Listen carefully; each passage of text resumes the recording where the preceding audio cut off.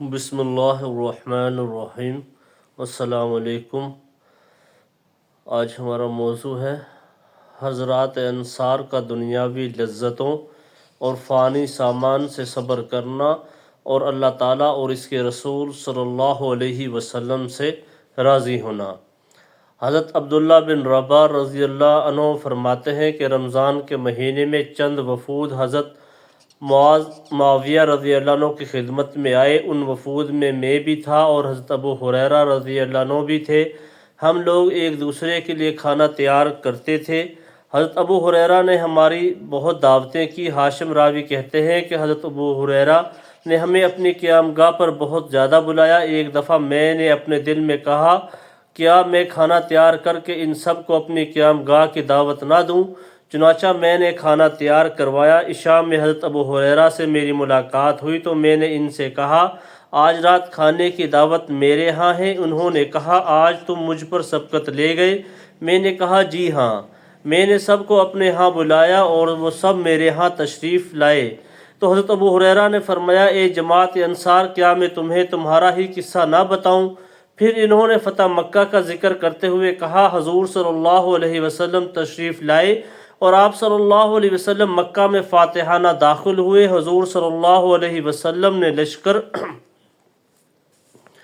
کے ایک حصہ پر حضرت زبیر رضی اللہ عنہ کو اور دوسرے حصہ پر حضرت خالد بن ولید رضی اللہ عنہ کو امیر بنا کر بھیجا اور غیر مسلح مسلمانوں پر حضرت عبید رضی اللہ عنہ کو مقرر فرمائے۔ یہ حضرات وادی کے بیچ والے حصے سے گئے اور حضور صلی اللہ علیہ وسلم اپنے لشکر میں تھے۔ قریش نے مختلف قبائل کے آدمی اکٹھے کر رکھے تھے اور انہوں نے کہا ہم ان کو آگے رکھیں گے، اگر ان کو کچھ غلبہ مل گیا تو ہم ان کے ساتھ ہوں گے، اگر وہ شکست کھا گئے تو حضور صلی اللہ علیہ وسلم ہم سے جو مطالبہ فرمائیں گے اسے پورا کر دیں گے۔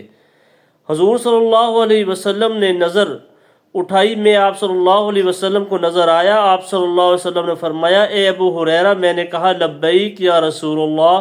آپ صلی اللہ علیہ وسلم نے فرمایا جاؤ میرے لیے انصار کو بلا لاؤ، لیکن ان کے ساتھ کوئی اور غیر انصاری نہ آئے۔ میں نے سب کو بلایا، وہ سب آ گئے اور حضور صلی اللہ علیہ وسلم کے ارد گرد جمع ہو گئے۔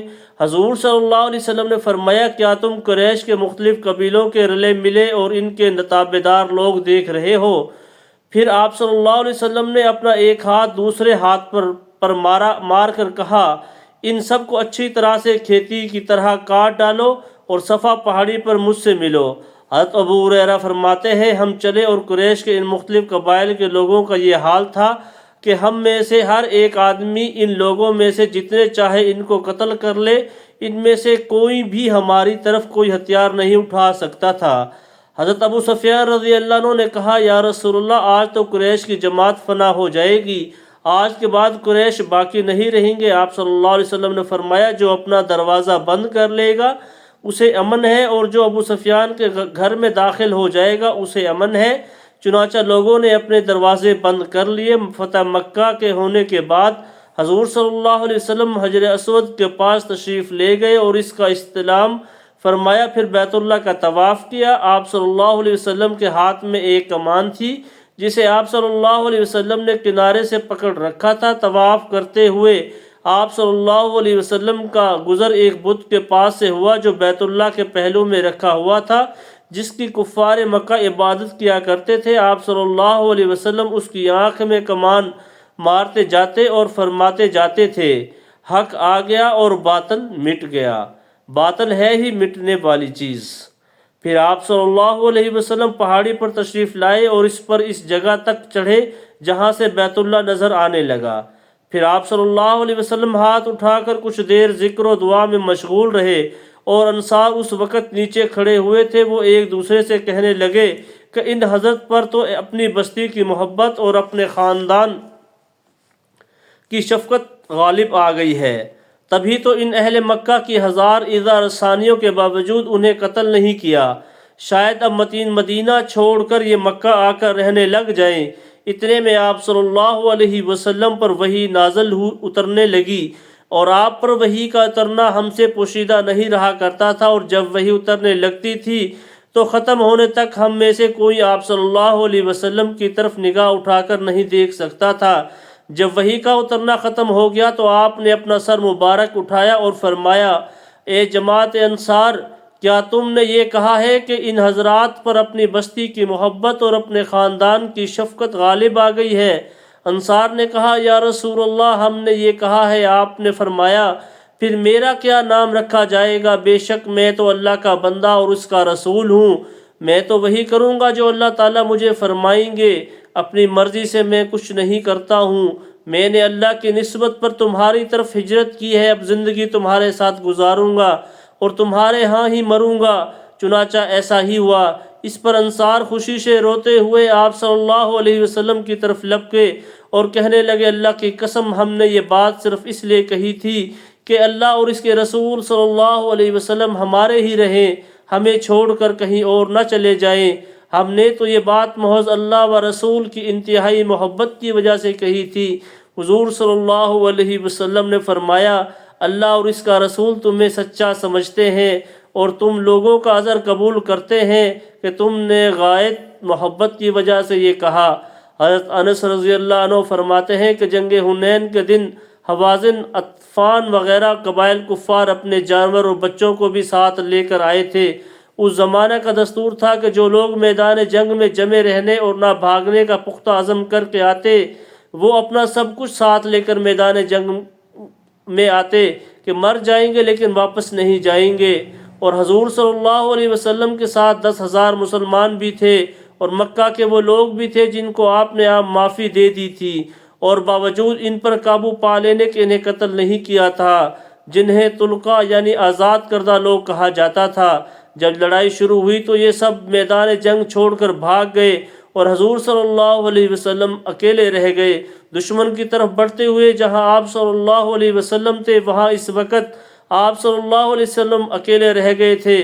تو پھر آپ نے اس دن 2 آوازیں الگ الگ لگائیں۔ پہلے آپ نے دائیں طرف متوجہ ہو کر آواز دی اے جماعت انصار، تو انصار نے کہا لبیک یا رسول اللہ، آپ صلی اللہ علیہ وسلم خوش رہیں، ہم آپ صلی اللہ علیہ وسلم کے ساتھ ہیں۔ پھر بائیں طرف متوجہ ہو کر آپ نے آواز دی اے جماعت انصار، تو انصار نے کہا لبیک یا رسول اللہ، آپ صلی اللہ علیہ وسلم خوش رہیں، ہم آپ کے ساتھ ہیں۔ آپ صلی اللہ علیہ وسلم سفید خچر پر سوار تھے۔ آپ صلی اللہ علیہ وسلم نے اس سے نیچے اتر کر فرمایا میں اللہ کا بندہ اور اس کا رسول ہوں۔ پھر مشرکین کو شکست ہو گئی اور اس دن حضور صلی اللہ علیہ وسلم کو بہت زیادہ مال غنیمت ملا، جسے آپ صلی اللہ علیہ وسلم نے مہاجرین اور طلقاء نو مسلم آزاد کردہ اہل مکہ میں تقسیم کر دیا اور اس میں سے انصار کو کچھ نہ دیا۔ اس پر انصار کے بعض افراد نے کہا جب کوئی مشکل وقت آتا ہے تو ہمیں بلایا جاتا ہے اور جب مال غنیمت تقسیم کرنے کا وقت آتا ہے تو وہ دوسروں کو دے دیا جاتا ہے۔ کس طرح یہ بات حضور صلی اللہ علیہ وسلم تک پہنچ گئی تو آپ نے ان کو ایک خیمہ میں جمع فرمایا اور ان سے فرمایا اے جماعت انصار، وہ کیا بات ہے جو مجھ تک پہنچی ہے؟ سب خاموش رہے۔ پھر آپ صلی اللہ علیہ وسلم نے فرمایا اے جماعت انصار، کیا تم اس بات پر راضی نہیں ہو کہ لوگ تو دنیا کو لے جائیں اور تم لوگ اپنے گھروں کو اللہ کے رسول کو لے جاؤ؟ انصار نے کہا ہم بالکل راضی ہیں۔ پھر آپ صلی اللہ علیہ وسلم نے فرمایا اگر لوگ ایک وادی میں چلیں اور انصار کسی اور گھاٹی میں چلیں تو میں انصار والی گھاٹی میں چلوں گا۔ حشام راوی کہتے ہیں کہ میں نے حضرت انس سے کہا اے ابو حمزہ، یہ حضرت انس کی کنیت ہے، کیا آپ اس موقع پر موجود تھے؟ انہوں نے کہا میں وہاں سے کہاں غائب ہو سکتا تھا۔ حضرت ابو سعید خدری رضی اللہ عنہ فرماتے ہیں کہ جب حضور صلی اللہ علیہ وسلم کو جنگ حنین میں بہت سا مال غنیمت ملا اور آپ نے یہ سب مال غنیمت قریش کے، عرب کے نو مسلم مولفت القلوب افراد میں تقسیم کر دیا اور انصار کو اس میں سے کچھ نہ ملا، تو انصار کی یہ بات محسوس ہوئی، یہاں تک کہ ان میں سے بعض افراد کی زبان سے یہ نکل گیا کہ اللہ کی قسم حضور صلی اللہ علیہ وسلم تو اپنی قوم سے جا ملے، اب یہ یہی مکہ میں ٹھہر جائیں گے اور مدینہ واپس نہیں جائیں گے۔ تو حضرت سعد بن عبادہ رضی اللہ عنہ نے حضور صلی اللہ علیہ وسلم کی خدمت میں جا کر عرض کیا یا رسول اللہ، قبیلہ انصار اپنے جی میں آپ صلی اللہ علیہ وسلم کے بارے میں کچھ پا رہے ہیں۔ آپ نے فرمایا کیوں؟ انہوں نے کہا وہ اس وجہ سے ناراض ہیں کہ آپ نے سارا مال غنیمت اپنی قوم اور باقی عرب لوگوں میں تقسیم کر دیا اور انصار کو اس میں سے کچھ نہ ملا۔ آپ صلی اللہ علیہ وسلم نے فرمایا اے سعد تمہارا اس بارے میں کیا خیال ہے؟ انہوں نے کہا میں بھی اپنی قوم کا ایک آدمی ہوں، جو ان کا خیال ہے وہی میرا۔ آپ نے فرمایا اپنی قوم کو میرے لیے اس احاطہ میں جمع کر لو، اور جب وہ جمع ہو جائے تو مجھے خبر کر دینا۔ حضرت سعد نے ہر انصار میں اعلان کر دیا اور سب کو اس احاطہ میں جمع کر لیا۔ کچھ مہاجرین آئے تو ان کو بھی اندر آنے کی اجازت دے دی، اور کچھ اور آئے تو ان کو حضرت سعد نے واپس کر دیا۔ جب سارے انصار وہاں جمع ہو گئے تو حضرت سعد نے حضور صلی اللہ علیہ وسلم کی خدمت میں جا کر عرض کیا یا رسول اللہ، آپ نے مجھے جہاں جمع کرنے کا حکم دیا تھا قبیلہ انصار وہاں جمع ہو چکا ہے۔ چنانچہ حضور صلی اللہ علیہ وسلم وہاں تشریف لے گئے اور ان میں بیان فرمانے کے لیے کھڑے ہو گئے۔ پہلے اللہ کے حمد و ثنا بیان کے، پھر فرمایا اے جماعت انصار، کیا یہ بات نہیں ہے کہ میں جب تمہارے پاس گیا تھا تو تم سب گمراہ تھے، پھر اللہ تعالیٰ نے تمہیں ہدایت دے دی، اور تم سب فقیر تھے، اللہ نے تمہیں غنی کر دیا، اور تم آپس میں ایک دوسرے کے دشمن تھے، اللہ نے تمہارے دلوں میں الفت پیدا فرما دی۔ انصار نے کہا جی ہاں بالکل ایسے ہی ہوا۔ پھر آپ صلی اللہ علیہ وسلم نے فرمایا اے جماعت انصار، تم جواب کیوں نہیں دیتے ہو؟ انہوں نے عرض کیا یا رسول اللہ، ہم کیا کہیں اور ہم کیا جواب دیں؟ سارا احسان تو اللہ اور اس کے رسول کا ہے۔ آپ نے فرمایا اللہ کی قسم، اگر تم چاہو تو یہ کہہ سکتے ہو، اس کے کہنے میں تم سچے ہو گئے اور سچے مانے جاؤ گے، یعنی اللہ و رسول صلی اللہ علیہ وسلم بھی تمہیں سچا سمجھیں گے کہ آپ ہمارے پاس تشریف لائے تو آپ صلی اللہ علیہ وسلم کو لوگوں نے اپنے ہاں سے نکالا ہوا تھا، ہم نے آپ صلی اللہ علیہ وسلم کو ٹھکانہ دیا، اور آپ صلی اللہ علیہ وسلم فقیر تھے، ہم نے آپ سے مالی ہمدردی کی، اور آپ صلی اللہ علیہ وسلم خوف زدہ تھے، ہم نے آپ صلی اللہ علیہ وسلم کو امن دیا، اور آپ صلی اللہ علیہ وسلم بے یار و مددگار تھے، ہم نے آپ صلی اللہ علیہ وسلم کی نصرت کی۔ اس پر انصار نے کہا یہ سارا احسان اللہ اور اس کے رسول صلی اللہ علیہ وسلم کا ہے۔ پھر آپ نے فرمایا تم گھاس پھوس کی طرح جلد ختم ہو جانے والی اس دنیا کی وجہ سے اپنے دلوں میں مجھ سے ناراض ہو گئے ہو، وہ تو میں نے مال غنیمت دے کر ان لوگوں کی تعلیف قلب کی ہے جو بھی مسلمان ہوئے ہیں، اور میں نے تمہیں اس نعمت اسلام کے حوالے کیا ہے جو اللہ نے تمہاری قسمت میں لکھی کہ تم مال غنیمت کے نہ ملنے کے باوجود نعمت اسلام پر اللہ اور رسول سے راضی ہو گئے۔ اے جماعت انصار، کیا تم اس بات پر راضی ہو کہ تمام لوگ تو بکریاں اور اونٹ لے کر اپنے گھروں کو جائیں، اور تم لوگ اللہ کے رسول صلی اللہ علیہ وسلم کو لے کر اپنے گھروں کو جاؤ؟ قسم ہے اس ذات کی جس کے قبضہ میں میری جان ہے، اگر لوگ ایک گھاٹی میں چلے اور انصار دوسری گھاٹی میں چلے تو میں انصار کی گھاٹی میں چلوں گا۔ اگر ہجرت کو فضیلت نہ ہوتی تو میں بھی انصار میں ایک آدمی ہوتا۔ اے اللہ انصار پر، انصار کے بیٹوں پر، انصار کے بیٹیوں کے بیٹوں پر رحم فرما۔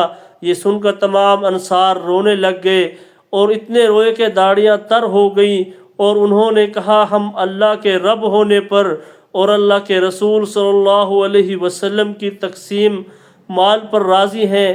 چنانچہ آپ صلی اللہ علیہ وسلم واپس اپنی قیام گاہ پر تشریف لے گئے، اور حضرت انصار بھی۔ جو کچھ پڑھا ہے اللہ تعالی عمل کی توفیق عطا فرمائے۔ السلام علیکم۔